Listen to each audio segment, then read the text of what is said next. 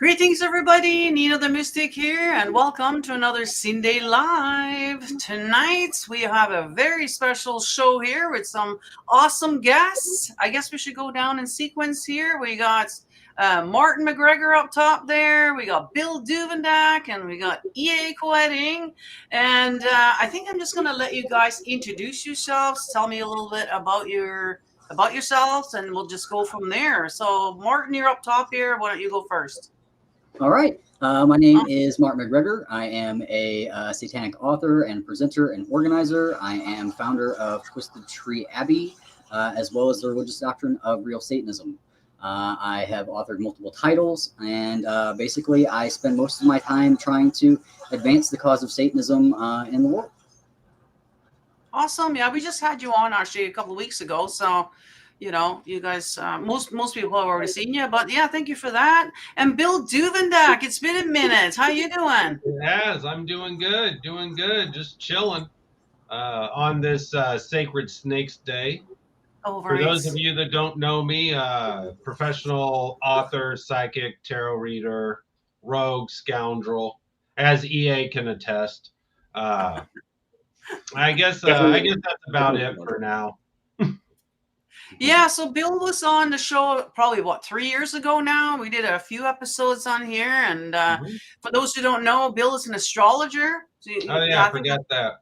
Yeah, to me, that's one of the most famous things that you're famous for, right? Astrologer and an author and all that kind of stuff. You've been in the occult for like eons, decades, I would say, and yeah, very well respected. And so thank you for being here. I'm glad to see you again. Oh, my pleasure. Thanks for the invite. Yeah, and then we got E.A. Koetting. How you doing, Eric? I'm doing great. How are you doing? Good. Yeah. Yeah, so I'm Eric Koetting, E.A. Koetting.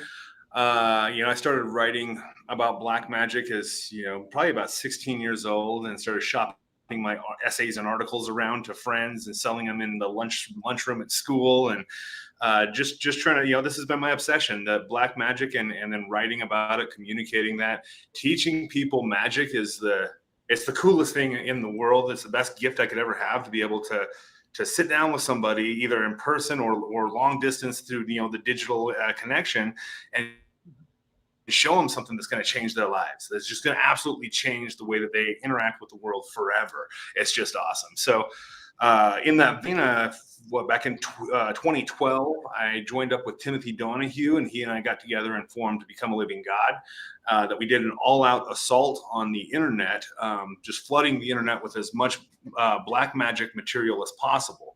When we started this in 2012, I was actually... it seemed like a ridiculous thing to do. Nobody'd ever done anything like that. I didn't think there was a market for it. So just figured, hey, what do I got to lose? And it really caught on really well. Turns out that not everybody loves sitting and reading a book, but a lot of people sit and watch a video. And so that's actually helped me get black magic into the worldview in a lot bigger of a way than I could have otherwise. So that's me. Yeah, absolutely. I mean, that's how I found you. Like I was researching something else, and one of your videos came up. I think it was you and Nate Bales or something like that. And that's how I found you. And, so that's definitely the way to go. Nobody reads books anymore now. I don't know.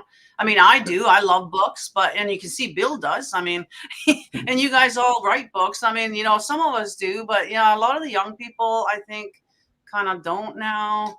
And unfortunately, they're even taking out the cursive language in the curriculum now. So, which is going to mean that the next generation is not going to be able to read our old books anymore, So that's really unfortunate. There's a thought about it. Yeah, there's a thought about that's an attempt to obscure people from being able to read things like the Declaration of Independence, these other documents. Yeah. So, and it's interesting because AI is having a hard time deciphering cursive as well, and so slipping messages online can be pretty good if you're writing in cursive and then send a photo of that if you really want to get by the AI systems. There you go. So that's an agenda what they're doing there. Yeah, I know. So it's important to teach our children. Like I'm making a point of teaching my grandkids, so that they know, and making a point of using the snail mail and just so they get used to it, because they're definitely not encouraging it. So Yeah. There's an agenda with everything that's on display in our society. There's a reason that it got put there. There's forces, and often there's a lot of money behind promoting the different things, and then there's a lot of money behind stifling the messages that don't go with the narrative. And so there's always an agenda. I think that's really important to start understanding. Like, magic isn't just what we're doing in the ritual. You walk around the world and there's symbols and magic, and it's an interactive magical ecosystem that as soon as you start becoming aware of it, there are mass manipulation tools being used against us, and you can easily start using those similar tools for your own benefit. And it makes you really focus on what it means to be a left-hand path magician or a black magician, because so much of your work is being antinomian. So you're against society, and with society rapidly changing, it means you have to rapidly change too.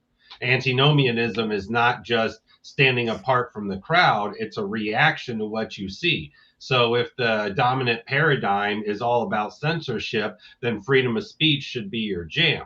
But if the dominant paradigm is all about freedom of speech, then you should dial it back and become more autocratic. That is really interesting, because it is you know, a lot of the conversations that Martin and I have had, and the work that we're doing together in the field of Satanism really align with that you are presencing and becoming the adversary to your own world. Well, Bill has talked about this quite a bit in other classes too, where everything that we see, all of these structures, even these government institutions, all of these things do wind up having their own agoric magic, all of their own. And to be left-hand path magicians and to try to influence that current of magic in the world is to also have to combat and kind of resist all of those types of egregores that are out in the world operating without even any magical power behind them being, consciously directed. These are people who are just putting their own things in motion, but then it becomes a thing of its own. It draws its own power, and then we have to create similar amounts of power to be able to counteract it. Mm-hmm. Yeah, it's now that I think a lot of people are waking up, it's one thing about what's happened in the last few years here, it's really woken people up, and so I think, people like us now, you can kind of see where we're coming from now. Like, we are the adversary. And even if we want to go back to like the Bible and Satan means adversary. There was somebody that was against what they were doing back in those days. And that's exactly what we're doing. And I guess, now you can kind of see, maybe the adversary wasn't so evil after all. You know what I mean? Maybe he was just a regular guy that saw through the bullshit, Well, so one thing to note there too is that was the name that they gave him. So it wasn't necessarily a thing that now we're in this world where Satan has become what, something that stands against what they have become. They, at their founding, when they were created, they saw Satan as their great adversary, as their great enemy. And I think there was a lot more mysticism at play when those things were being introduced than people give credit for. I think they accurately saw a spirit and an entity in this world, and they named him appropriately. Well, also, sorry, just real quick, is looking into the Old Testament is that Satan's not necessarily just the adversary or the accuser of man. And in fact, the story of Job, I think, lays this out clearly. Not at all. He's not accusing or being the adversary of man. In that case, he's being the adversary of God. He's exposing the sins of God and the sins of the light. This is what the devil does in every single system. His great sin is exposing the sins of the gods. Mm-hmm. Yeah, and then you have, building on the backs of the Bible, then you've got Islam that comes along and says there's the jihad, which is the holy war, and everybody misinterprets it to mean terrorism and all that stupid socio-political shit. But in reality, the ultimate jihad you wage is against your own internal adversary. So they take the ideas of the Bible and advance it forward, but like certain passages in the Bible, the message is lost on the average person because they don't understand how to go to war against the self, even though it's laid out in multiple spiritual traditions. But there is also especially I think within the Abrahamic faiths, an inherent like negativity to the self that must be overcome and must be warred against. And I don't know if the same type of inflection is given there in some of the other teachings I think you're talking about. I think they're probably a little bit more centered around just the divine ability within mankind and untapping that, as opposed to there being a absolute horrible piece of you that must be eradicated for you to receive that betterment. Yeah, I mean that really is one of the things that's pretty predominant in right-hand path religions and systems is hatred of the self and denial of the self. And to be honest, that's one of the things that makes me squarely at home on the left-hand path is like I can accept all of my warts and in some way love them because they're part of what makes me also beautiful, you know. Well, isn't that a great segue to my face? That's literally one of the reasons why I showed up today is because that as black magicians we walk through crud a lot of the times. We're literally turning our lives over to these spirits, and a lot of times they get upturned.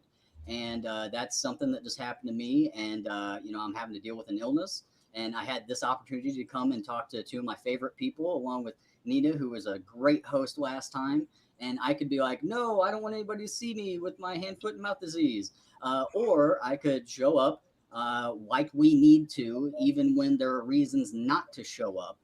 I needed to show up today and be here. So that's what I did.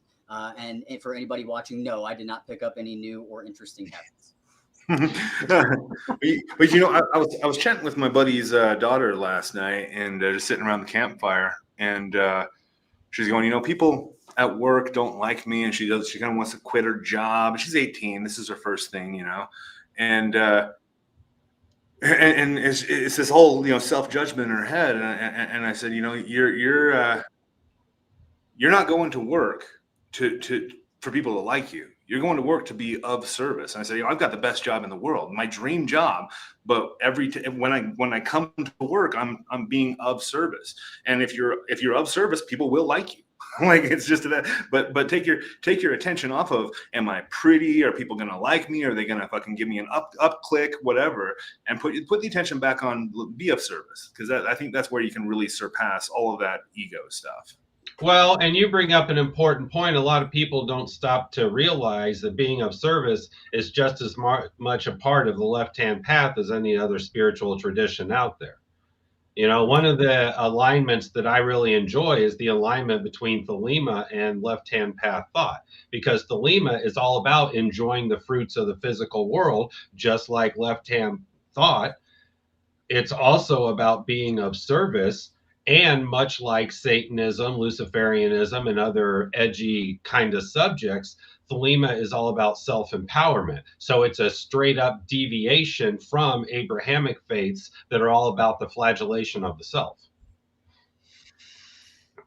Well, could you talk a little bit more about how service is a left-hand path concept and principle and practice? Because I like that. I would like to have something a little more firm with that.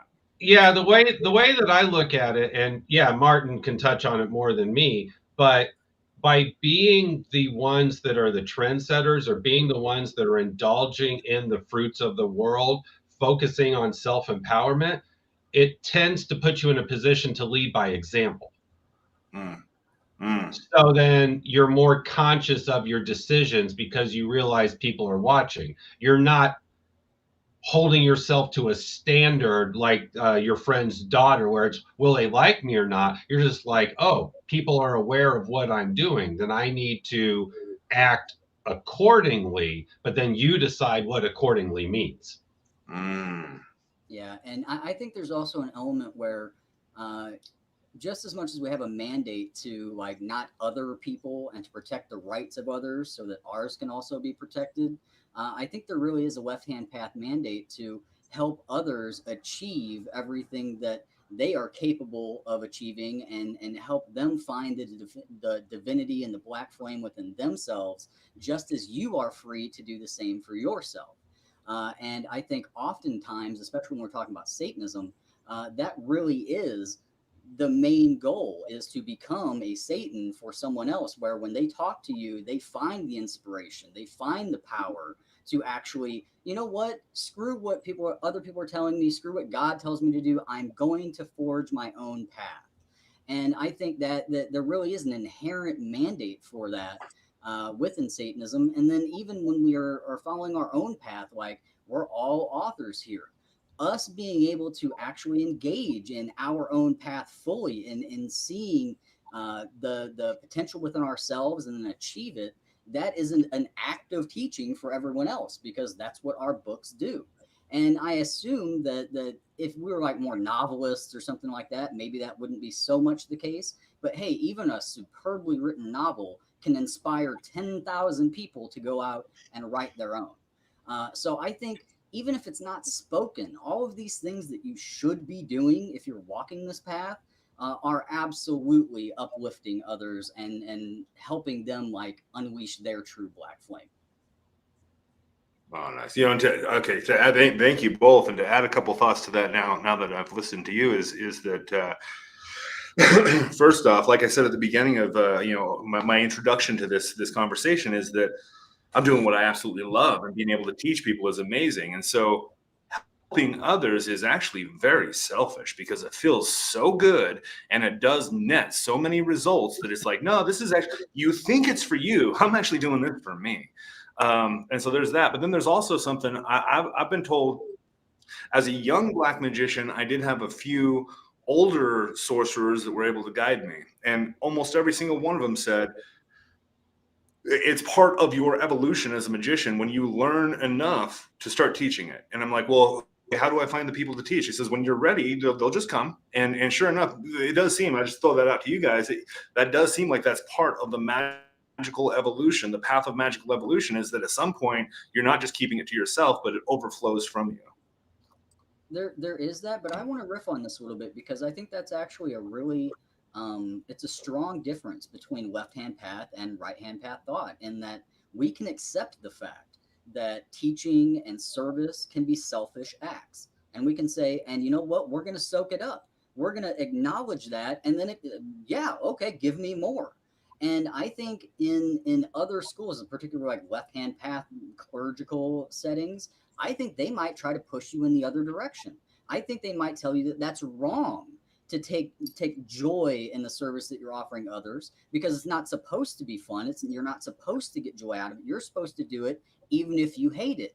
And I think that's when you'd actually start getting encouraged to, go out to the people who you feel the worst towards, who have wronged you the most, and now you're going to be absolutely selfless to them. And I actually think that's a destructive thought, personally. Now, I know they share a completely different philosophy, but I think that is a strong difference in the two schools of thought. And I just wanted to explore that a little bit more and see what you guys have to think about that.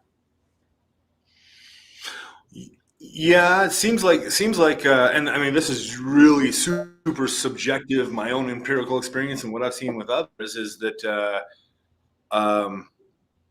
there's a bit more self-honesty, maybe, or self-acceptance going on in the left-hand path. And maybe it's because the people who are drawn to it are already kind of shunned by society and kicked out of our families and whatever else, that it's really easy to just, be ourselves. But I think you do see that, is that there's, and I do think that the very powers of darkness unravel that it's harder to live in a state of deception when you're being assaulted by these powers on a constant basis, because they do have, it's like the powers of darkness, I feel like they have a way, their greatest superpower is in revealing the unseen. And so it's like, whenever you're hiding things, that's going to come out, and so it is almost part of the path. That's kind of my first thoughts about that, Martin. And a little known fact that people don't like admitting is that the nature of the spiritual path is inherently selfish. There's no getting around it. Whatever path you're on, right-hand path, left-hand path, middle road, whatever it is, it's 100% selfish because it's all about the betterment of the self. The problem comes where people think that's a bad thing. But these are the same people that think ego destruction is good. And ego destruction is bad for all of you that are listening. What is really toxic is arrogance and a lot of that level of ego. But having a strong ego is necessary to survive in the world. So when you approach it from the perspective that, yeah, it's selfish, I'm bettering myself, but I'm staying humble because these powers exist. They are always in motion, and I don't know my role in them in the greater context of all of my lifetimes. So I got to be on point every day. Yeah, no, cool. Yeah, isn't that a trip? Yeah, it really is.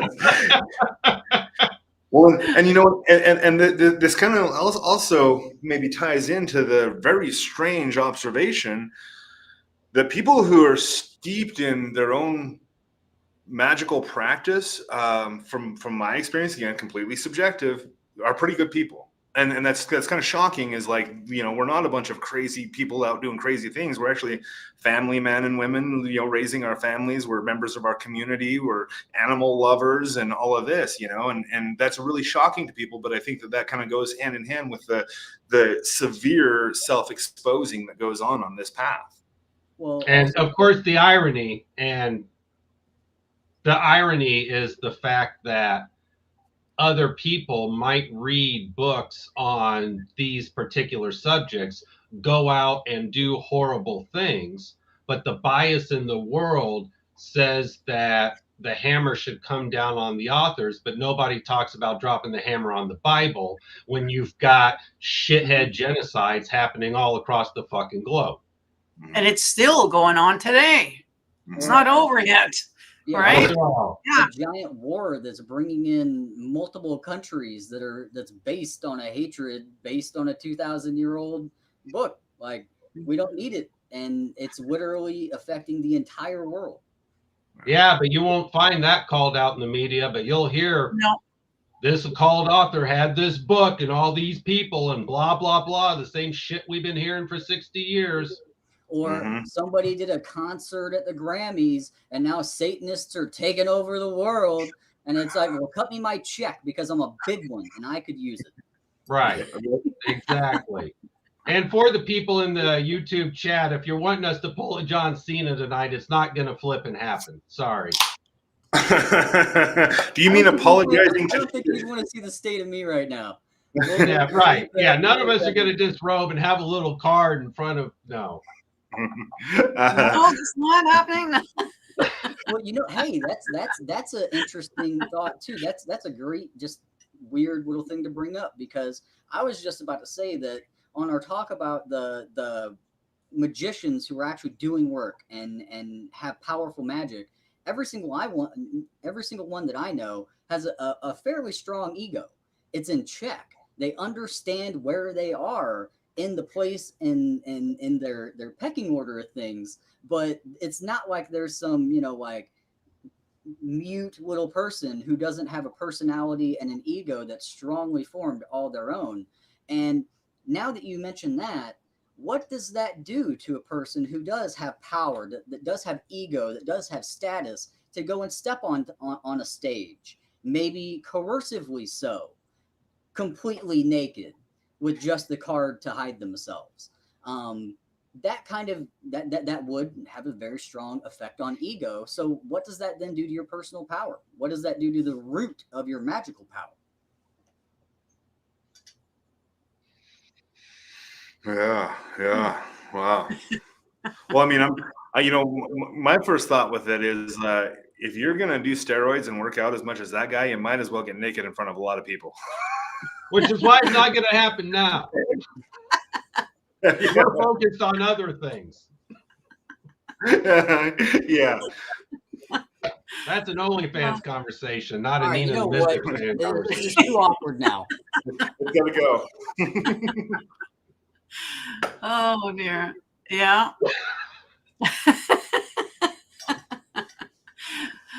Oh, well, to switch it up, why don't we get into something a little bit more safer subject?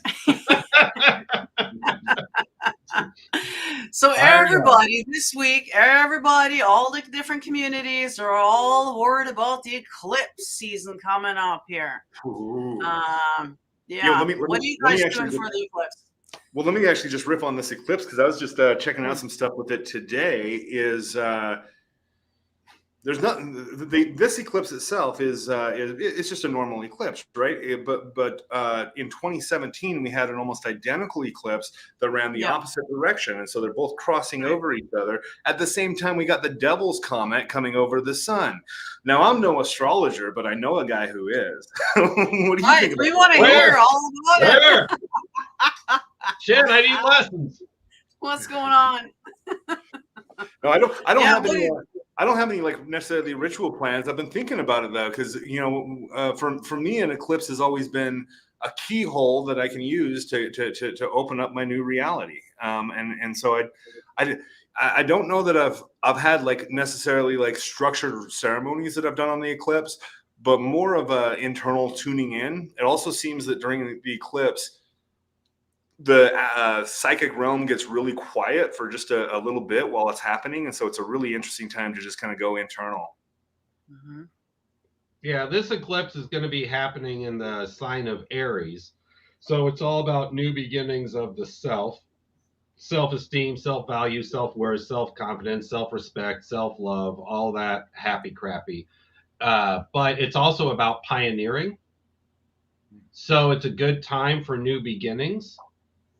And I like to emphasize that because, yes, eclipse energy does distort your work. But if you go into it with the mindset that you don't care about distortion, you're going to have success. So it's very similar to appreciating a guitarist. You can appreciate an acoustic guitarist, but if you're really into the hard stuff and you like distortion, then you're going to gravitate to an electric guitarist. And I point this out because a lot of people, from what I've seen, are scared of this eclipse because it'll distort the energies, or the energies will be different during that time. Well, then go listen to your folk music at your festival. That's fine. But a more left-hand path, self-empowered approach is to say, well, I'm going to drive it like I stole it. And it's the second. Yeah, it's the second eclipse. Eclipses always happen in pairs. The first one's the end of March, and then you've got that one on April 8th, the day of New Week. So in that way, you could even go so far as to start something the end of March and bring it to fruition with that eclipse in April. It gives you that a little over 2-week window to play with in multiple different ways. And then you don't have to worry about it because the next set of eclipses is late in the year. Yeah, right. Is that right around election time? Yep. Yep. It's going to be fantastic. Just to touch on what EA was talking about, with being able to use these as kind of a way to view new perspectives and realities as well. Just from what you were saying there, Bill, it seems to me it would be a great time to set aside, like, say you work with a spirit. All the time that you think you have down. I know what there is to know about the spirit. Well, maybe set this time down to work with them again and see just what distortions and see what kind of shifted perspectives come out of that work.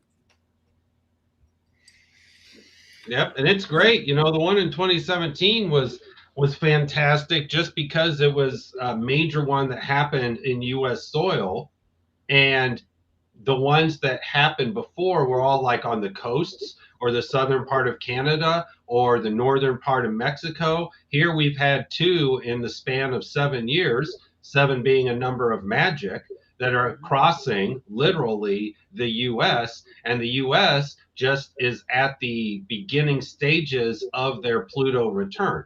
So there are layers to this eclipse, which I think people need to pay attention to, not just from a magical practice perspective, but also let's sit back, grab the popcorn, and see how the unenlightened masses react to this energy, because they're probably not going to know it's eclipse triggered, but they're still going to have a reaction because we're all affected by it. Oh yeah, full crime rates go up in the full moon, like that. These are things that and the criminals that are doing that aren't necessarily worshiping the moon and then going out and doing the things. They're just being impacted by it. And in fact, that's an interesting thought, is that if you're willing to step into that distortion and channel that through yourself and be the lightning rod for it, you can consciously get into tune with it and use it for something in your life. If you don't, and you're the unconscious masses and you remain unconscious of it, then you're going to be whipped around by it. It's not like you're avoiding the current by staying out of it. You're just not getting consciously aligned with it. Yeah, and that's a profound lesson on egregores. If you're aware of it, you can ride it, you can guide it, you can surf it. If you're not aware of it, you're going to get caught up in it. You know, I very much feel like there are certain social media and like YouTube stars that have unwittingly unlocked the code to that. Like they've just unlocked the wave of the social media influencer egregore and have just figured out a way to ride it. And I mean, maybe they're doing it magically, but I swear I've literally seen that in the world where that person has literally just tuned in and like, because there's no other reason why they should be who they are besides they just found it and wrote it. Well, and that's honestly, that's a big part of my success. It's not necessarily that I'm a genius, although I'm pretty cool, but it is more that Timothy and I were able to see the wave of the internet and YouTube and jump on that early. And so, it's a really interesting thing because there's definitely a part of me that wants to take credit for that wave. And go, yeah, you look at what I did. Well, no, I just happened to piggyback. Just like if I had been a writer that came around when the Gutenberg press was out, it's like, hey, there's a chance for me now. And we're only going to see more of that. The last 2 or 3 days, I've seen several headlines of various articles talking about social media influencers are starting to get burnt out and turn away from it. So we're starting that watershed moment, which is fantastic. It's pruning the tree so the tree can become healthier, but then nature hates a vacuum. So just like this is going to create a vacuum, something new is going to come up. And it's that never-ending dance of Shiva and Kali. Yeah, which is why it's really important that you don't quit what you're doing. If this is your life work, like just keep doing it, because there'll be ups and downs. And if you cash in your chips when it's down, you're going to be awfully upset, because it's always going to swing back, and then there's always going to be ups and downs. But that's one thing where, I'll get a lot of people who are like, yeah, how quick can I attain all the things that I want? Well, the rest of your life, like as long as you're alive, you can attain. You just keep doing it. There's no end goal here, and this is actually, it's interesting because a lot of people come to black magic for the shortcuts that it can offer, not realizing this is the longest way up the mountain. Well, I think there is something very profound there too, though, because if you just look at people who are inspiring and people who accomplish, more often than not, it's a series of, well, I tried and I failed, and I tried and I failed, and I tried and I failed. And sometimes I made it is at 22, and sometimes it's literally at 72. And it seems like the big thing is to just keep trying, because we all know the people who did that until they were 30, and then they went and found a job that could just sustain the existence that they had found comfortable enough to ride out until 72 when they die of a stroke. And I think it's a giant difference that the people who are capable of just, all right, up, down, up, down, up, down, finally you'll find the up and stay up position. Well, yeah, and it's basically like a plateau. A common teaching is everything's a spiral. Really, it's a canonical spiral. It's a cone. So it doesn't just spiral, it builds towards something. And when you reach those points, it levels off to a plateau, and you can be there and you've got a better vantage point on everything. Absolutely. It is. It really does. It is just a matter of endurance, really. Like if you can stick with what you're doing and keep at it, and that really is that is the key to like magical success. And like all the promises that are made about magic are real, but you just have to keep at it. Well, that plateau analogy is really great for magic, because you're just going to keep having those moments where at least your baseline gets raised a little bit and a little bit and a little bit until finally you're hitting a pretty high point even at your down baseline moment. So I think that's actually highly applicable to magical practice.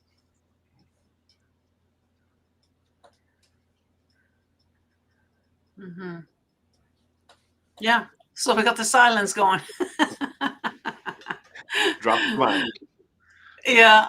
Yeah. It's funny how, people have it all, miscrewed. Like, turns out it's all inverted as far as I'm concerned. Like, it turns out the Vatican is the ones that are doing all this evil stuff that they're accusing us of doing. So it's very interesting to see how people are waking up on so many different levels, spiritually, politically, in every way, and so it's kind of interesting now to see people, they're shifting their perspective on what we're doing here, and what we're all about, and turns out, we're not as evil as people think that we are, and so I think this is a great time. And with this eclipse coming up too, that's another thing to kind of manifest this into fruition as well, is to change, to help with that, to expedite it a little bit more, right? It's, use this, like we were talking with Bill earlier, there's a lot of fear around it.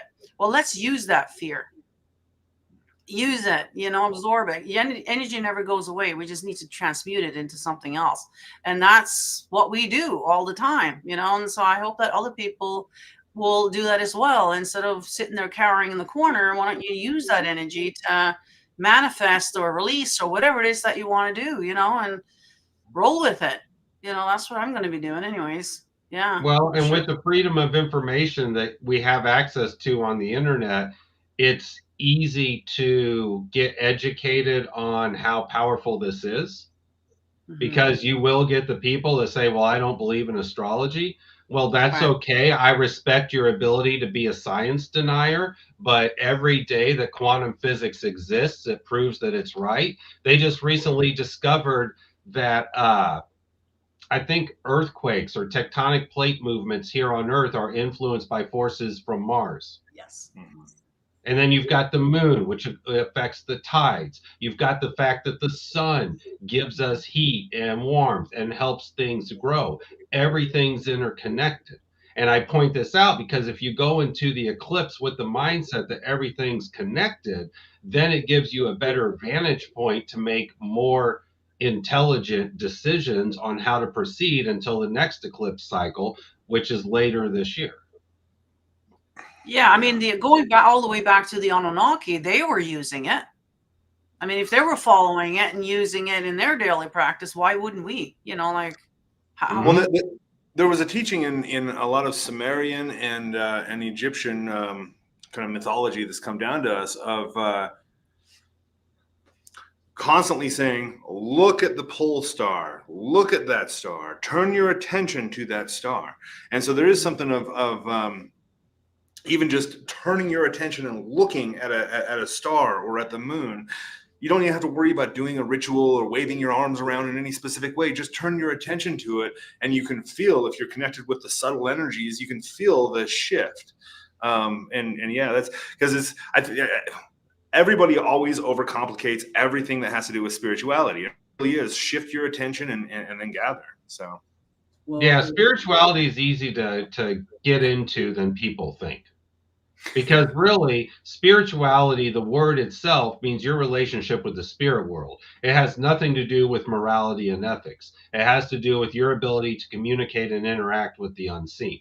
So anybody that is an electrician is technically a spiritualist. Anybody that is held to the planet Earth by gravity is a fucking spiritualist. You know, That's a lot funny. of people. That's funny because my son is an atheist, but he's an electrician. So there you go. There you go. He's interacting with the invisible that. world every day. He cannot believe in God, but science says, hey, guess what? There's an invisible part of the world. Well, yeah, and Yeah. that's exactly like what EA just said too, with the look to this pole star, because as occultists we all know that everything is also vibration, and that includes the emanations coming to us from other planets. And if you start studying how vibration and waves work, then you learn about the Coriolis effect and position and speed and the direction of movement and the direction of orientation all matter as far as how those vibrations are being received and what they do to us. So there's so much about the natural scientific world that is going to prove magic. We just simply have not gotten to that point yet. Bill mentioned quantum physics earlier. The double slit experiment is the largest confirmation of why people can't say, well, then prove magic works. Well, it's not going to, because the second you try to, it's not going to work because it doesn't want to. So I don't know what to tell you on that one. Quantum physics is teaching us this. Well, there is a really interesting built-in conundrum to trying to prove it, because what you actually should be doing by the scientific method is trying to disprove it, and trying to disprove your own thing. And if you're actually going at it with that kind of honesty of like, let me actually disprove this, then you're actually, but I think it's dishonest to try to prove that magic works to yourself. That's an ego game that you're setting yourself up for failure either way. Well, it's a giant sink for magic, because a lot of people, albeit they might be trying to do magic for love or magic for money or whatever, what they really want to do is do magic to see magic work. And the biggest thing that they need to not do for their magic to work is to not be looking for it to. Turn your back on the altar. Just trust that what you've done is going to be effective, and I guarantee you it will become more so. Well, that's the thing, is trusting what you've done is going to be successful. And that's the thing, believing. That's where the whole belief, you got to believe that it's done. It's done now, and you got to live accordingly. That's where the problem is with most people, is they doubt themselves. They doubt the magic they just did. And then, of course, it's not going to work then. If you don't believe it, it's not going to work, so. Well, in the book that Martin and I just put out called Ars Zoetia, we identify the three stages, three phases, that if you can break your magic into these three stages, you're pretty much guaranteed success. So the first stage is loading, where you're actually loading up and charging the idols and the altar and in the words of power. You're giving those the significance that they need.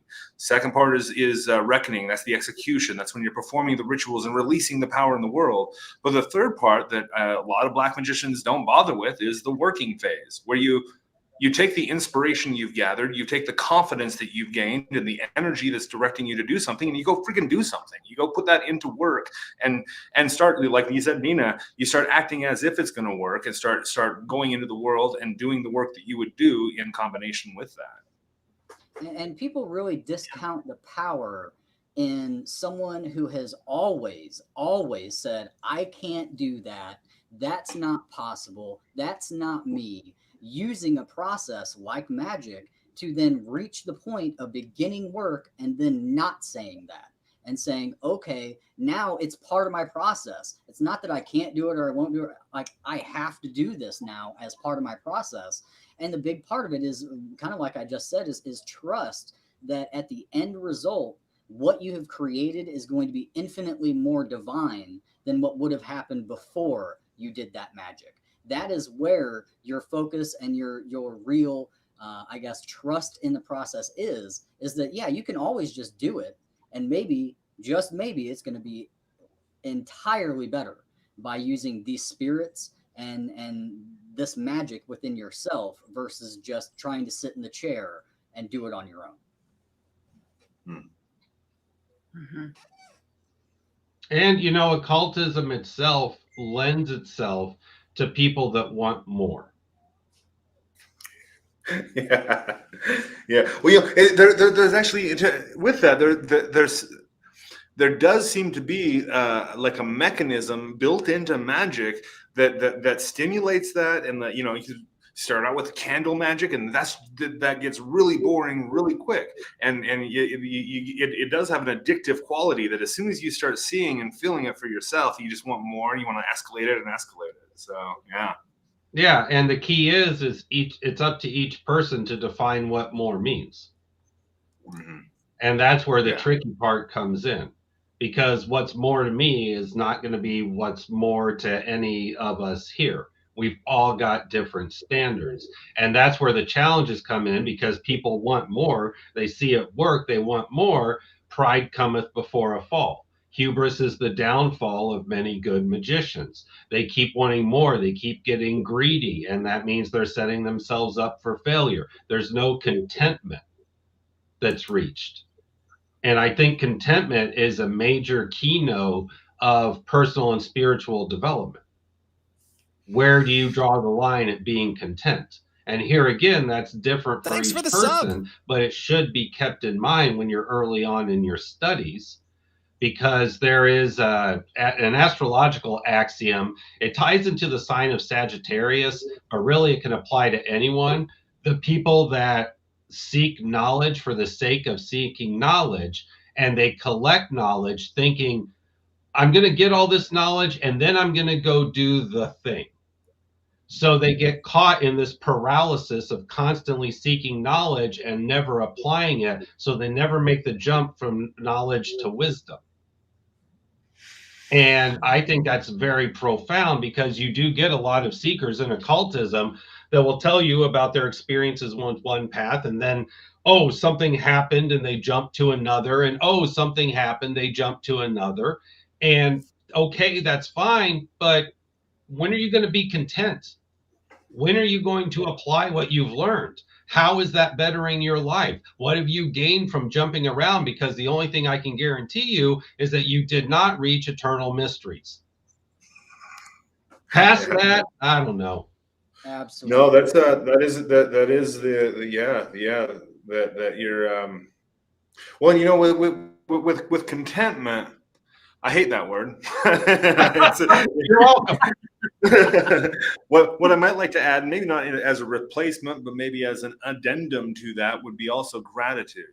That you know, when you actually, and to me, this is one of the steps of magic. When you receive, actually before you receive what you want to receive, become grateful for it. Before you leave the ritual, become grateful for it. And if you can do that, it actually kind of turns the tables on your mind that says you can't have it. When you tell yourself, I already have it. Look, I can feel within every part of I already have it. It completely changes the neediness that keeps things from coming to you. Gratitude is underestimated. You've got to be grateful. Got to be flipping grateful. If you're taking things for granted, you need to see somebody other than an occultist, because an attitude of gratitude is really how you make it work. Yeah.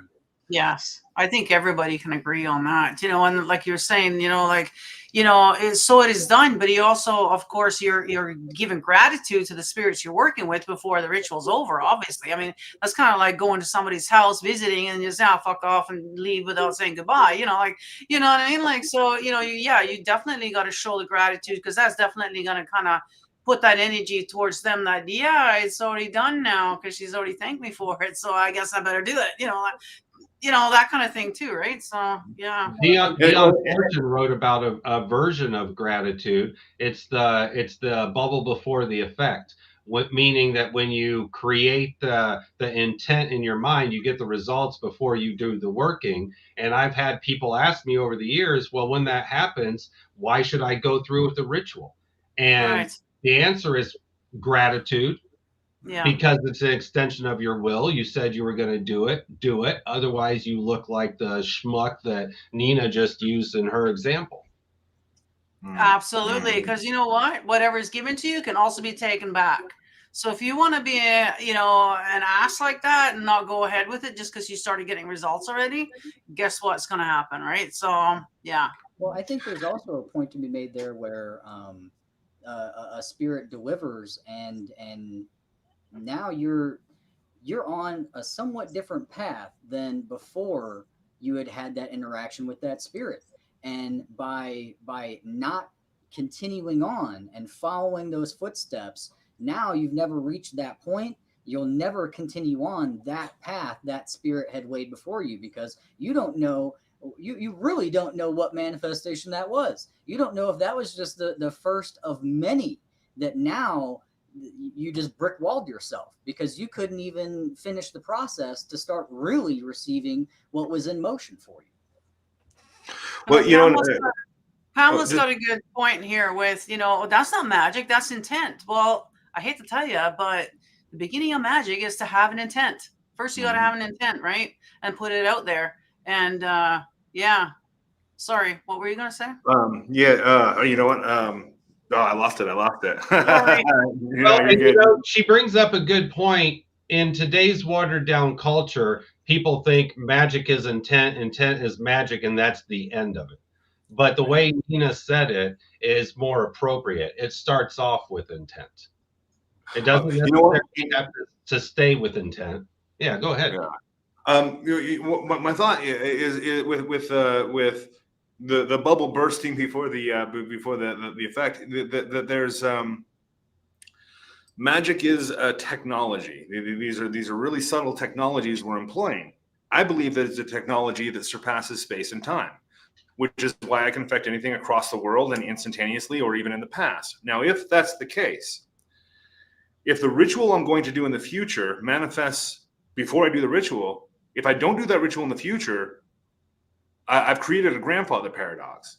That ritual can never have the effect in the past unless I do that ritual. And so it's almost like, oh, I really appreciated what I got, and I don't want to mess that up and spin myself into a timeline where I don't start getting the things that I want because I didn't, And that might be, that probably is a really superstitious way of seeing it. But for me, that helps me kind of wrap my head around and go, okay, that's why it's important for me to do that.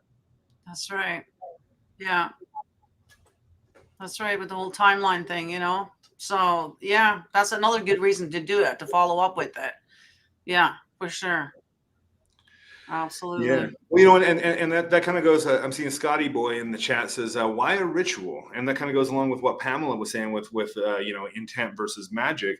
Why a ritual is because, again, this is ancient technology that you're unlocking through the ritual. Through every step of it, you're getting yourself into an altered state of being. You're radiating in a different way. You're interacting with the energy of your environment in a completely different way.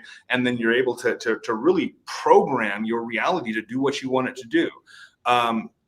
The unique thing that the ritual allows you to do is to compress all of that into a really compressed time and space, just in your temple for 15 minutes of half an hour of really exploding all of this and releasing it. One of the things with intention, with the law of attraction that people use is they build up a negative energy with it. I'm wealthier and wealthier every day as they're struggling every day to pay their bills, and every day they're saying I'm wealthier and wealthier every day, and they're not matching it up. They're repeating an affirmation that they don't really fully believe. So the ritual does have mechanisms in it, and it gives you the space and time to just really exercise those emotions and exercise that energy and put it into the world. So Scotty Boy, that's my thoughts on why the ritual is, because there's a technology there that's very valuable. And a lot of people get turned off by the word ritual. I was just going to say, yeah. Yeah, and not realizing that every day people that are not into occultism have daily rituals. Mm-hmm. So spiritual technology, like EA said, is really the way to look at it. You're tapping into a different way. But yeah, I was going to say too, people are doing rituals. Well, I think I know the word for ritual could be the New Age way of saying it will be in the moment. We're in the moment, and that's the only thing that we're focusing on at that time. Where everything else is just put aside, and you put that whatever time aside just for that. The goal, the intent, the spirit, whatever it is that you're doing. That's exactly what you're doing. Because a lot of people, they look at ritual, they look at occult. Ooh, those are words that have been gaslit in society not to talk about, not to accept that. That's bad. That's religion for you, right? yet if you, and for those of you who are following my Anunnaki story, already with only 2 episodes in, everything that those guys are doing is all invocations. Everything they're saying is an invocation. You know, like, this is where we all get these things from, and these people were doing it constantly. And they you know, so, and that's the thing, like, we've just been gaslighting into thinking that these words or these things are bad. Well, it turns out actually it's the other way around, as far as I'm concerned, anyways. Yeah. Well, I think even the term magic itself is somewhat gaslighting, especially in our modern culture, because people instantly have these associations of dragons and wizards and Harry Potter and all these things, when you can literally just use the word magic to describe a different way of achieving things. And people want to say that because we know that ritual is a psychological tool, it's no longer supernatural, or it's no longer magic. And no, it's like, just because you know that you're programming yourself, your mind, and your psyche to achieve a result, that doesn't make it any less magic. You're literally hacking yourself through spiritual tools, and that's supposed to be less magic than just because, like, a spark didn't shoot out of my wand and it didn't fall out of the sky onto my ass. Like, no, like, literally being able to change the nature of your being and your reality through a systemic process. Like, yeah, that's all I need. I'm fine with that. Well, and then the experiences, this does require, like, tuning into the really subtle things happening within and around you.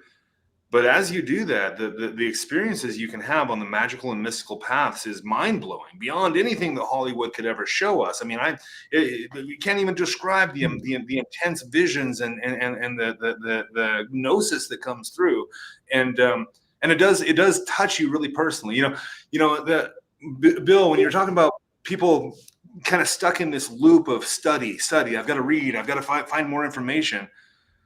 At some point, you've just got to sit down and make fire. Like, you can read about making fire all day long and watch YouTube videos about it. At some point, you've got to make fire. And until you do that, you're still a looky-loo. You don't really understand it until you've actually made fire. Yeah, and there's a phrase that I learned many years ago that keeps me on the straight and narrow with that idea. The only difference between a master and a student is that a master has failed more times than a student has attempted. Yes. That's right. So you go into it knowing, maybe it'll work, maybe it won't. You take that scientific attitude. It's an experiment. Let's see what happens. Okay, it didn't work. I'll do it differently next time. Okay, it did work. Okay, let's riff on this a bit. And you just keep going through and through, but you go into it with the attitude that some things are not going to work out. And that's why you have to have a solid ego and a good sense of self before you go into a cult, which Israel Regardie talked about at various times in various of his books. He suggested you see a therapist before you start getting into occultism to establish the baseline that you're working from. But then later in life, he recanted that because his view became that using ritual magic was the therapy itself. So there's multiple ways to look at this, but it all comes back to self-confidence. Yeah. Absolutely. And believing in yourself, obviously, which, and believing in what you're doing. I mean, you have to believe that it's going to work. Otherwise, it's not going to. But I mean, use that as practice then. Like you said, practice a few times if that's what you need to do, until you'll feel it. You'll know, you can, so yeah. There's also a requirement that you actually need, or at least really, really, really want the thing that you're trying to get. There's got to be a purity of desire. So something that I think it was Austin Osman Spare had encouraged his students to do was to give up all of their belongings, go be homeless, and then build yourself up with from the ground up with magic. Is that what Jesus said? Is that Jesus' thing? Jesus may have said that too. He's pretty much that too. Leave all your yeah. And really, I've done that less intentionally than maybe I could have. I've found myself in that exact same situation accidentally, and went, well, here I am. I guess this is the initiation, and then you build yourself up. But that's when you just want it, just wanting it, that's just not enough energy. And even if you don't desperately want it, try to make yourself feel like you do. Try to build it up. This is part of the neurolinguistics programming, is you take any small emotion and you can ramp it and ramp it and ramp it up until until any emotion can actually become ecstasy. No matter how bad it is, you ramp anything up and it becomes ecstasy. Well, again, and also like you said, you really have to make sure that what you're asking for is what you actually want, because I know countless people who have done wealth magic. I need money and I want it to come from magic. And all they study is wealth magic and how magic works and how these things manifest in your life. And they've never cracked a financial book in their life. They've never actually focused on what creates wealth and what creates assets. They've done none of these things. So to me, your energy is telling me that you just want to be a magician. You just want to be able to do magic because that's what you want to do. And your real intent isn't to have a bunch of assets and wealth that you need to manage, because if that's what you wanted, that's what you'd be focusing your attention on. Mm-hmm. That kind of goes with love spells too, by the way. If a guy wants, get the girl, yet he's never asked the girl out. Isn't, you know what I mean? Like, so, yeah, you have to, you need to work on your own self as well. You can't expect miracles. Same with weight loss. You can do all the weight loss spells you want, but if you're going to go home and eat potato chips and donuts, it's not going to work. Like, you got to put in the actual physical work as well. You know what I mean? So, well, yeah. And a good part of your ritual should be receiving some sort of intuition or inspiration or gnosis about how to go forward. Because when you hit the ritual, pretty much you're in a stuck spot. You don't know what to do, and not necessarily that you have to receive a message in every ritual, but be open to that. Understand that the way forward is going to be revealed to you. You're the pathway that your success is going to come through. Yeah, and also I want to say too, it's not going to come to you as some auditory voice. Okay, there's so many different misconceptions about what we do. It comes to you in subtle ways. Like we talk about synchronicities and all these things. It comes to you in different forms. It's not going to be some godlike or burning bush over there, talking to you. Okay, it doesn't work that way. But you got to be open and you got to be paying attention to all these little subtle little things that will come to you. They will speak to you. Yeah. And the spirits do seem to speak really loudly in the world around you. Whether that's the wildlife around you that can do crazy things, or coincidence, signs on the street that you didn't see before that all of a sudden catch your attention. That signs and wonders do appear when you're looking for them and when you accept them. Then there is this other principle here that if you ignore the magical world, the more you do that, the more it's going to recede from your vision. The more you accept and go, I see what just happened there. Thank you for the signs, spirits. Thank you. I walk around all day. Thank you, spirits. Thank you, spirits. And they seem to keep doing good stuff for me. I even have it with the radio. I'll have the radio on and I'll be thinking about something or asking something, and the answer comes with the words that came out of the radio. But all the freaking time, they'll finish off sentences. Like, you can't make this stuff up. I mean, but you got to be open to it and you got to pay attention to it. That's the thing. Well, Bill, it looks like you were ready to say something. No. Moment passed. I'm in the now. Oh, I'm sorry. Oh, no apology necessary. It's kind of a key thing just to be aware, because I think what you're talking about really is an awareness of the spiritual world around you. And when we think about people who really aren't engaged in these topics, oftentimes they are living just in their own little blindered world. They step from their home into their noise canceled car and they listen to what's in their own little space on their way to work, and they get in their cubicle and then they do the same thing back home, and they literally don't engage at all with all of the world that's going on around them. And that, I think that's just a clear difference in when you do start trying to walk this path, it's a key thing that you have to do, is you have to be tuned into this world and the things happening to you. Otherwise, like, you'll just be like, oh, magic doesn't exist because nothing's happened to me. Well, yeah, it has. Like, you're not paying attention, man. Mm-hmm. Well, so a comment from this is from Beth saying, but also sometimes a bug in your house just means you need to close your window. Now, so that's kind of Freudian, you know. Sometimes a cigar is just a cigar. It's not always something else. Well, that is an interesting thing. Like, yeah, because it's not like every street sign's popping off. It's the ones that you notice, and that's maybe the thing. If you notice the fly and you go, God, is that Beelzebub making? It might be. Could it be Beelzebub? Yeah, right. Yeah, but it is. I don't know. Like, what are you guys' thoughts on that? On how to discern whether it's just a cigar or if that's really what you think it is? Well, one thing that I like to do is just notice if things are stacking. If you're out on just in your day and you happen to look down and it's 222, it's like, oh, okay, that, you know, I'm not going to put a lot of stock in that.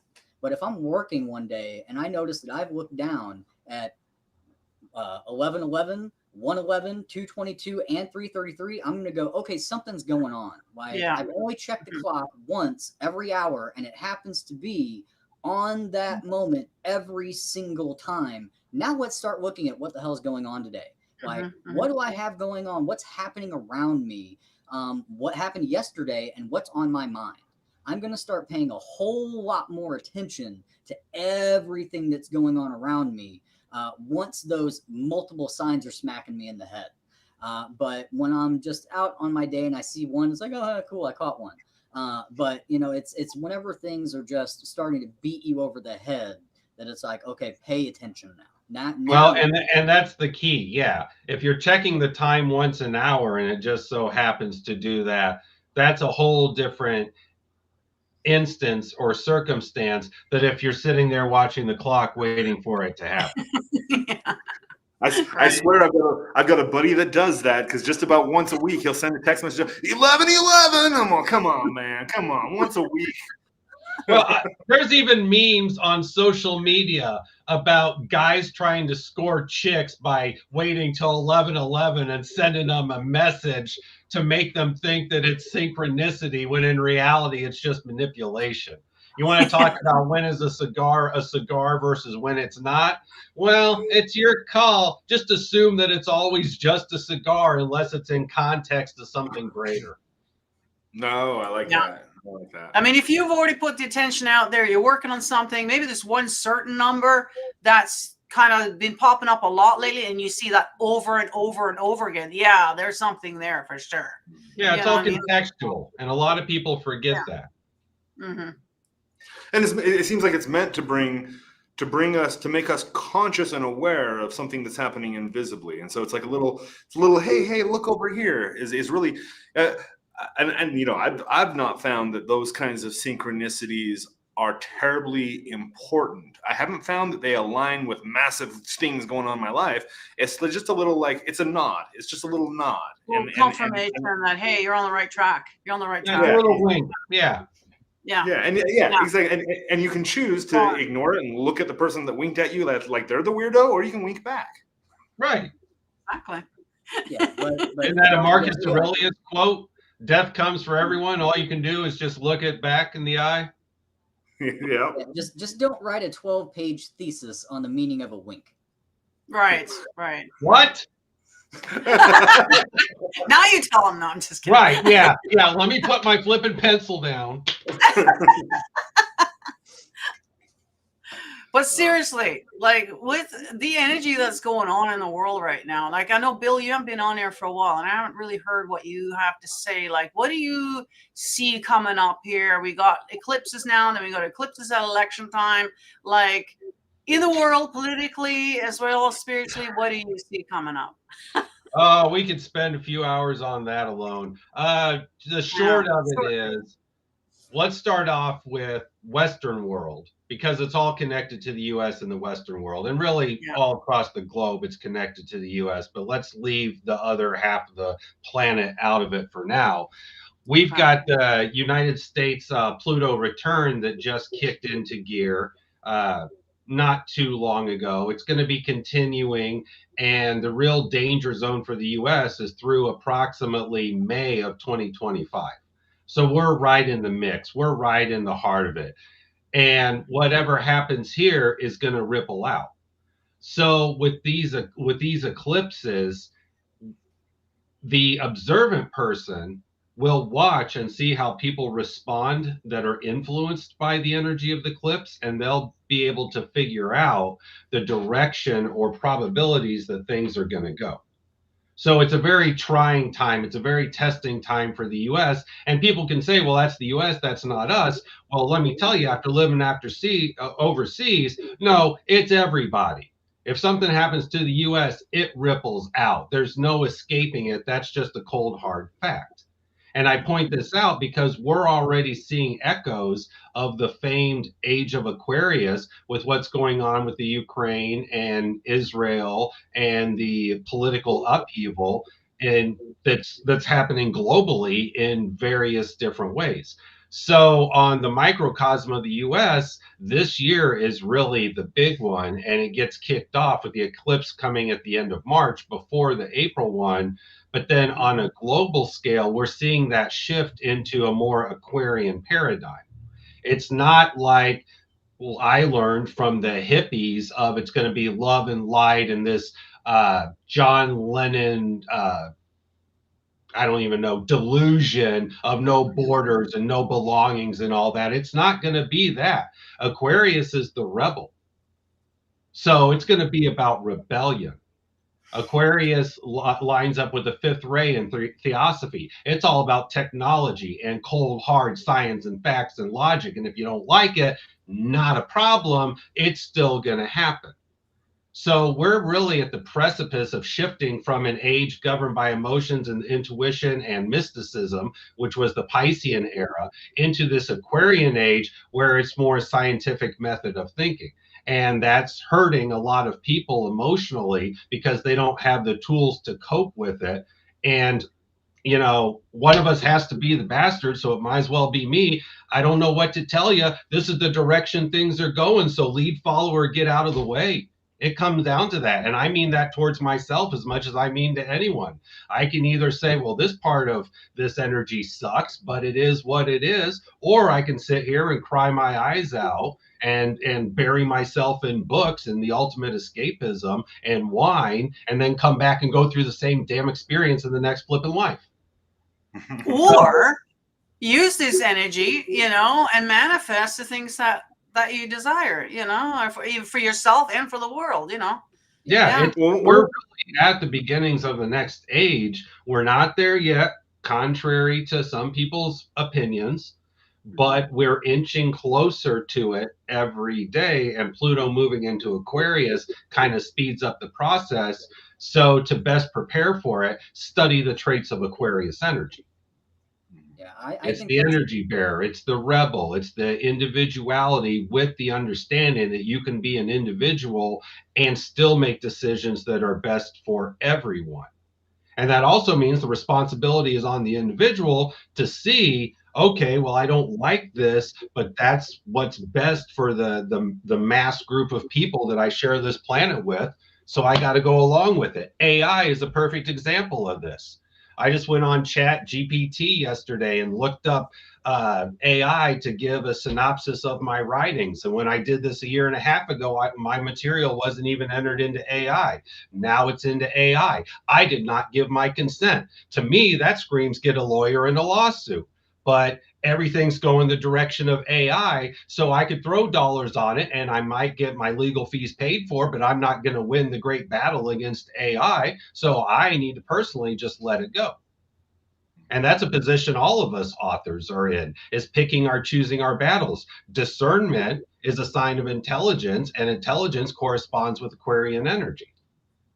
Yeah, I think that's going to be manifested out even in a lot more mundane ways too. particularly like for the United States and the upcoming election and the aftermath of that, the way this country gets changed and transformed in those months.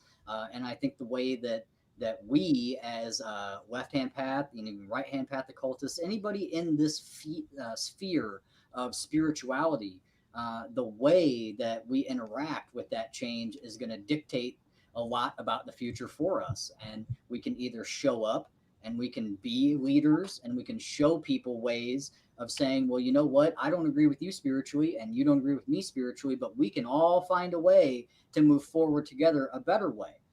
Or we can sit here and just act like nothing's happening and try to operate the way we have in the past and then get bulldozed over the same way we would if we tried to just stop it all from happening and stop this whole current from coming up under the surface. It's coming anyway. It's gonna happen. So we either have to get in front of it and help lead it and help actually show the way things can be. Otherwise, we're going to be left at the mercy of the way things become. That's one of the reasons I'm enjoying working with Adam Knox in the Cult of You, because he does a lot of work with technomancy, which ties right into quantum physics. Those are the directions that things are going, spiritually speaking, working with technology. Manga and anime fans have known this for decades with shows like Ghost in the Shell. Mm-hmm. So the more that you embrace technology and work with it, the more you are putting yourself in a position to be successful personally, whether it's within occultism or not. And I point this out because everything is getting ran on apps. Mm-hmm. You know, there's some businesses, oh, to use our services, you got to download an app. And there's still the old people saying, well, I don't have a smartphone. You should still cater to my needs. And the company's saying, no. Everybody else does. Why can't you? You're the problem. And the old person says, well, you know, that's bull or whatever, but they're not realizing that they're making choices. They're suffering consequences of their actions. And all of a sudden it's unfair? No. Accountability. Accountability is another word of the Aquarius age.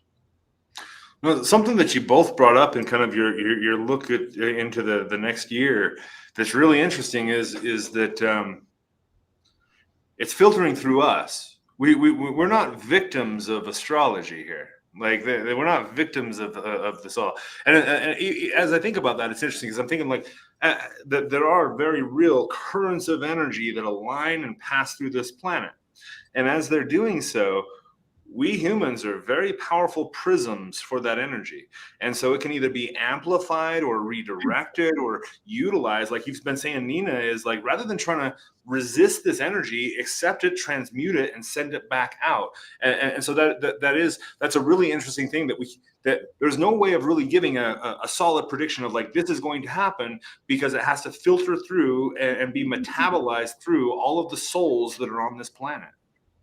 Exactly. The great astrologer Alan Leo gave a talk in London in 1901, I think it was. And the whole point of the talk was, do the stars compel us to act, or do they impel us to act? Are we victims of astrology and victims of our chart, or are we the victors of it? And of course, he came down on the side that we're the victors of it. The energy's happening, whether we want to recognize it or not, so we can either roll over and be victimized by it, or we can say, I want to get educated about it so that I can surf it. Absolutely. I mean, if you do a chart, you know, and the energies look like, oh, maybe I shouldn't travel on that day, or maybe this is not a good day to have surgery. Well, you know, that's probably good, you know, to kind of take heed there, right? But then again, you're not going to let the astrology kind of hold you back either. If you have your mindset on something, then use it, right? Use that energy into your advantage, you know. Well, you know, the great mystical guru, Duncan MacLeod of the Clan MacLeod, said that fear is not meant to keep you away from danger. It's meant to warn you of danger. And so, right, yeah.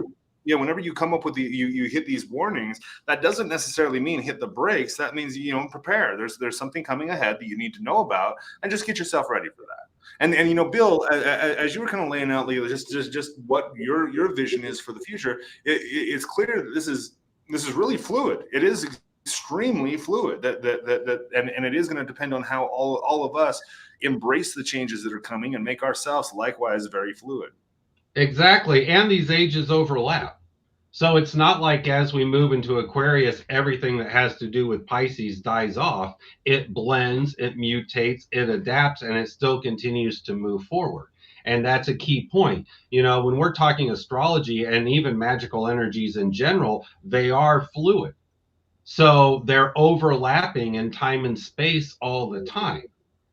Too often people get trapped in this rigid thinking because we live a linear existence and they think everything's black and white with very rigid lines, but in reality it's a kaleidoscope.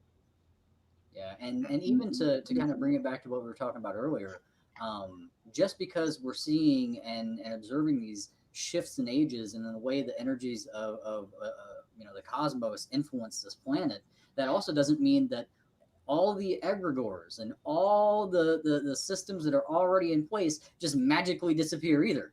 Like, they're all still right there, and they also have to filter through all of those energies and see how that influences them.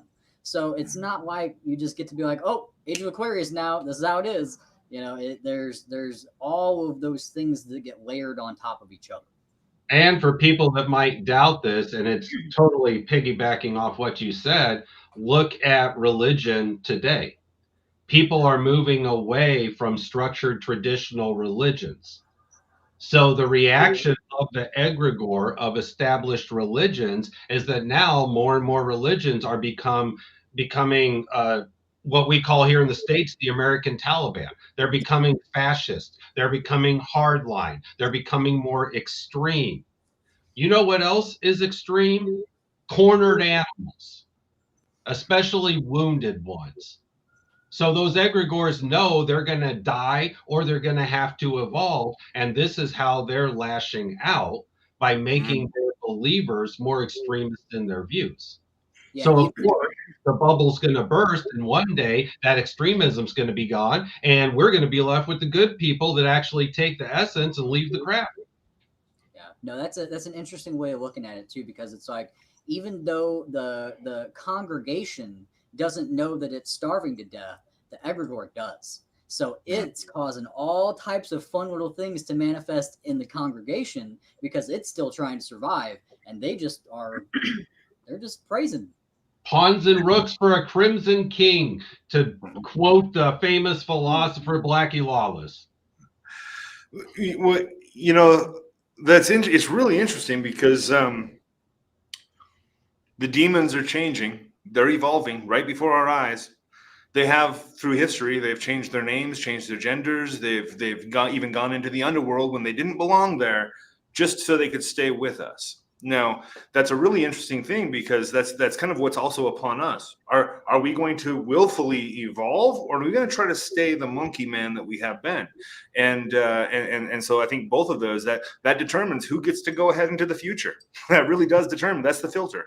Now, EA, here's one for you to think about. Are the demons really changing and evolving, or is it that we are seeing more of their authentic selves because their consciousness is not bound by space, time, or our limited minds? That could, well, yeah. I think both. I do think both. I don't like to. I actually don't like to. I have a hard time wrapping my head around a thing that does not evolve.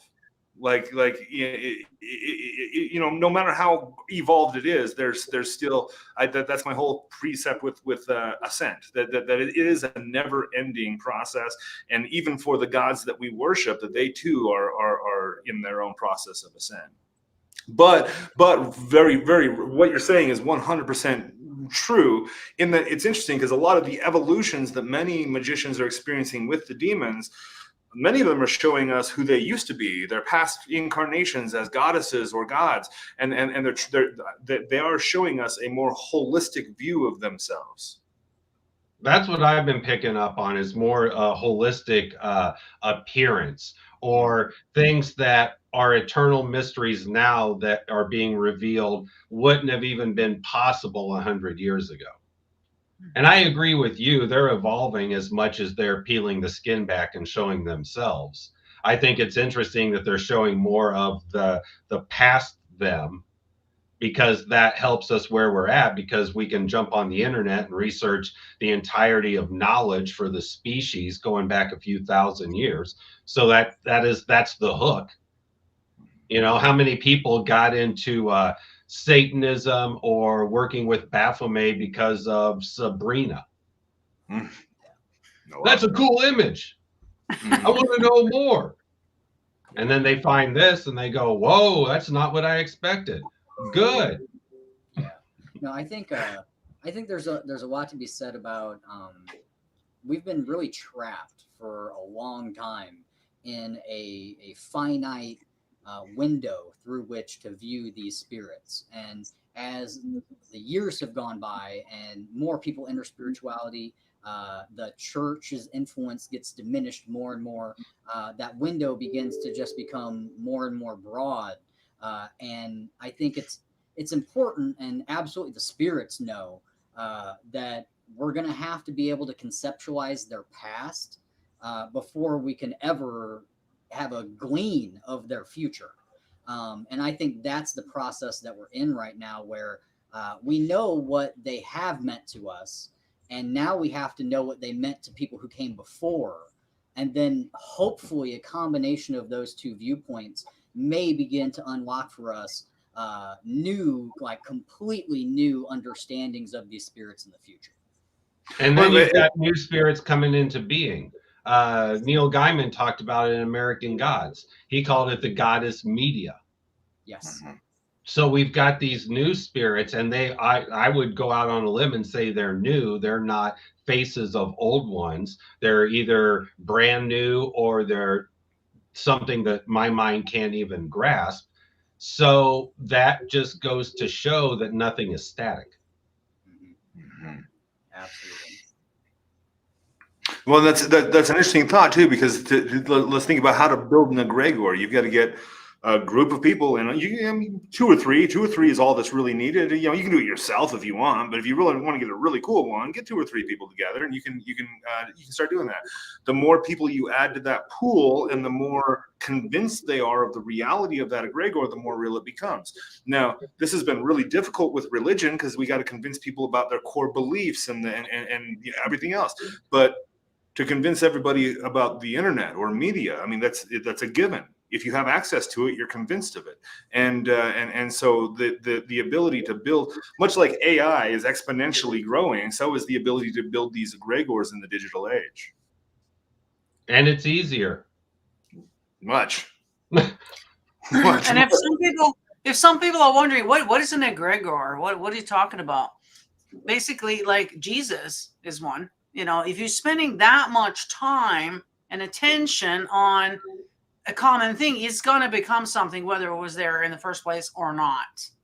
You know, so we have developed a lot of those over the time. You know, yeah. Well, a really simple one that we use pretty commonly in our society is Santa Claus, and there is, yeah, absolutely. There is, I will say, as a grown-ass adult, there is a spirit of Santa Claus that you can connect with in that time of year, and you can feel it, your children can feel it, and it can really make an impact on you. And so there is, but that's an egregor that we've built up. And there's plenty of examples of non-occult egregors, Santa Claus being one. Another one are a lot of the myths and fables of various cultures. Mm-hmm. Johnny Appleseed here in the U.S. Mm-hmm. That's an egregor. That's a thought. The Washington chopping down the cherry tree. But then you also have more tangible examples of an egregor, such as what's going on with TikTok right now. There's a TikTok egregor. It wants people hooked in. So because of that, the fight to remove it is a lot different than it would be for other apps. And people will say, yeah, there's more people that use it. It serves X, Y, and Z functions. Well, yeah, think of those as character traits on a role-playing game character sheet. That's all you're flipping talking about. You want to understand egregores? Play a role-playing game. There you go. You want something that actually kind of hits me when we're talking about the evolution of gods, and even now with the egregores, what these, in addition to being entities, teachers, and all the other things they are, one thing that they also are icons. There's something for us to look at and say, I can become like that if I work hard enough, if I get over myself in the right ways, I can become more like a Zazel, and it gives us this target that we can aim to. So it's an interesting thought. As we're doing that they are constantly expanding and evolving as well, giving us an ever-expanding target to try to hit. And the more that we become like it, the more we push it away. And that's not intentional on our part. It's just the more we understand it, the more we realize we don't understand it. So it hooks us in a little bit more. Yeah. It kind of validates that we are inside a matrix and we are creating as we are moving along, as we're playing the game.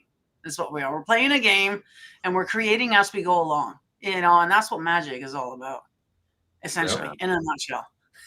So. Yeah. One of my daughter's high school boyfriends was telling me, as I'm talking to him about this aspect of, like, you really can determine your own life. He goes, yeah, it is kind of like when you're playing a game and you get the quest options or the dialogue options.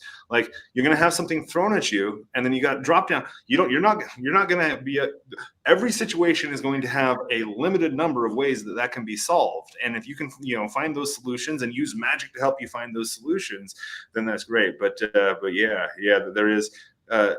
We don't get to control everything. We get to control how we can respond to things and how we metabolize the things coming to us. And the power's in the response. Yeah, I love that analogy, the video game, too, because it kind of hits on what I was talking about earlier, where a lot of people, depending on what they're trying to do, they're going to have one dialogue option, and it's going to say, I can't do that. And what magic does is it opens up 3 new dialogue options that you can choose from, and maybe 2 of them are going to suck really bad, and one of them may actually be the one that you wanted all along. And like Bill was saying earlier, discernment is being able to pick out which one of those options you're about to go down. But it really can be just that, and it's a gateway to more possibilities, where before all you could see for yourself is that I can't do that option. Wow, that was cool. Yeah. Yeah. Wow. You guys, it's been an hour and 40 minutes. I don't know what your time schedule is like, but we should probably wrap it up a little bit here. I would love for you guys to just individually tell us about what you guys got coming up here. Might as well start with Martin, since he's on top here. What do you got coming out here? Well, we've got a lot of stuff going on as far as Twisted Tree Abbey goes. We're doing all of our nonprofit paperwork right now. We're getting all the final details set up for that, and then you'll see a brand new website getting released within probably the next 3 to 4 months, and that's going to be a really great resource for magical practice, for spirituality, for ethics and politics that are consequential to people who are living this lifestyle. And it's just going to be an all-in-one, online reference and resource for people who are living this life and apply it to their life. And I've got that going on. We're going to have our first round of augurs pass through their training process here in the next few months as well. So right along with the new website, we get to release our brand new lineup of augurs who are going to be offering services. We're really excited about everybody who's come on board. It's a small group of people. They've all got years and years of experience in very kind of niche focused areas of interest that should really help everybody that comes to us to learn more about how to be a real Satanist.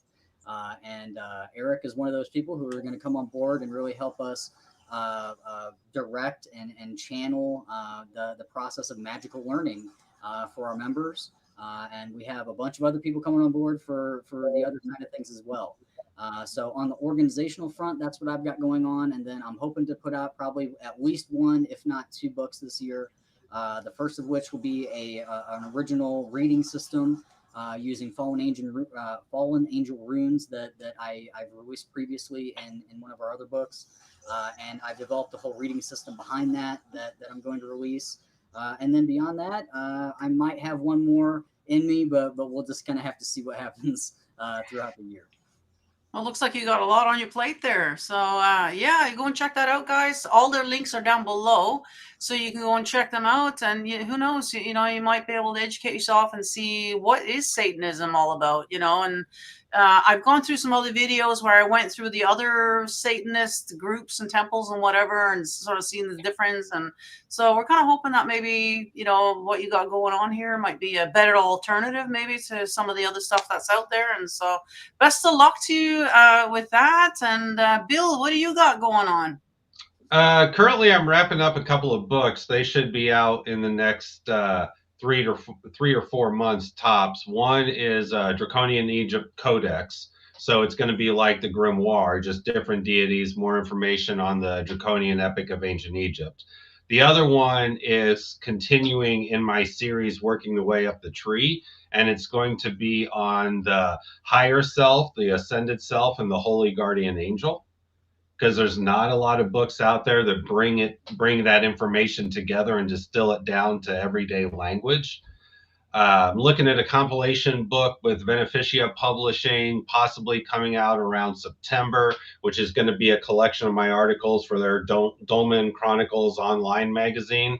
So most of my stuff is writing, and I'm getting ready to roll out some new videos. It's time to kind of circle back to YouTube now that everybody's freaking out about TikTok. They're looking at the distraction, so I'm going to be the one over here coming up from the side. And that's about it right now. We're still in winter. Spring equinox is 2 days away, so this is still the incubation stage, the planning stage, the getting ready to. And that's kind of where I'm at. I want to see how these eclipses go too. I'm kind of curious to see how it's going to affect the average person's psyche. Do you have anything special planned for the? Probably just ritual. I know several groups that are in the path of totality, not too far from here. So probably doing ritual in the woods, which is similar to how I did it with 2017. But probably low key, pun intended. Low key, just some rituals out in the woods, Yeah. I'm not going to human traffic like Greg Abbott. Is that my outside voice? Yeah, well, that's so awesome. Yeah, so Bill's links are down below, guys. Go and check him out. He's got several books out and all kinds of things going on. The link tree there will give you all his links. So, yeah, I can't wait to see what you got going on there. And Eric, what do you got going on? Well, let's see. You can check me out at becomealivinggod.com. Get my video courses, books. I've got a ton of books on there, a ton of video courses, rituals for hire, consultations. Check that all out at becomealivinggod.com. This year, the next release we're going to put out is actually a book on Kimbanda. We've got this fellow, Daniel Ramos from Brazil, that's been practicing Kimbanda his whole life. And he's the very first person I've ever known of that's going to reveal all the secrets. And, asked him if he's afraid, because most everybody else is afraid of getting their throat slit or something if they try that kind of expose. His response is that Eshu, which is basically the deity of his religion, that Eshu has given him this work to do, that go reveal this to the world. And so he says, Eshu's going to take care of stuff. He's not worried about it. He says he's more afraid of Eshu than he is of any man. And so, okay, cool. That's awesome. So we'll be putting that out in a couple months. And then this summer, I'm getting together with El the Alchemist, J.S. Garrett, and Connor Kendall, and a few others to put together a radionics spell book. So this kind of goes at the technomancy and technomagic of using radionics, frequencies, audio, and visual cues. One thing that I'm hoping on shifting with radionics, a lot of people think that the machine does all the work and they just turn the dials and walk away. Nah, there's more to it than that. This is meant to integrate you into the magic. You're an essential component of it. So in this book, we're going to really show you how to not just integrate technology into magic, but how to integrate yourself into that magical technology. So that'll be coming out this summer. Again, you can check it out all out at becomealivinggod.com. You can also see me on Odyssey, and so just Odyssey /@EA Koetting, and then on TikTok, EA Koetting on TikTok. Awesome. Yeah, Eric's links are down below. So it's kind of funny because all of you are all on Bulk, Become a Living God. I think you're all on there. So, you know, one-stop shop there for these guys kind of thing. But yeah, I know all your links are down below. I know you go live once a week as well. And I know Bill's got different things going on. All these guys are very active, so go and check them out for sure. And speaking of eclipses and rituals, of course, I'm going to take advantage of this eclipse season. I got a 2-part eclipse road opener coming out. And I had an anonymous donor pay for 2 of the seats. So I got 2 seats up to be 1. So they're already been paid for. All you have to do is enter to win.